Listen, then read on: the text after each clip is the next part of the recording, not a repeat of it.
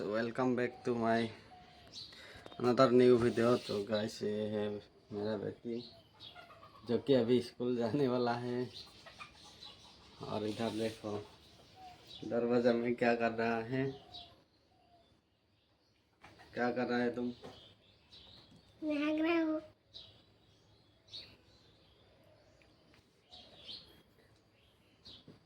तो गाइस ये सब आर्ट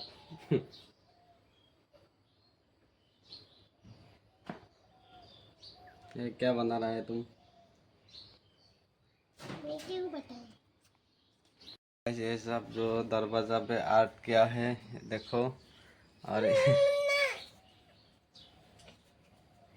गाइस ये सब जो आर्ट किया है ये दरवाजा में देखो आप लोग। और इसका आर्टिस्ट है ये ये है आर्टिस्ट हम लोग का। इधर क्या बना रहा है?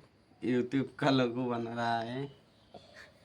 तो गाइस ये है हम लोग का आर्टिस्ट। और ये मैडम जी।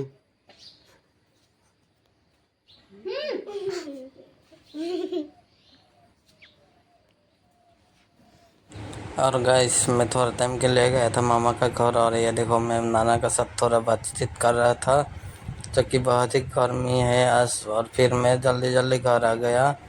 और ये तो गाइस आज बहुत ही गर्मी हो रहा है बाहर, इसलिए मैं अभी रूम में ऐसे ही सो रहा हूँ फ्लोर में।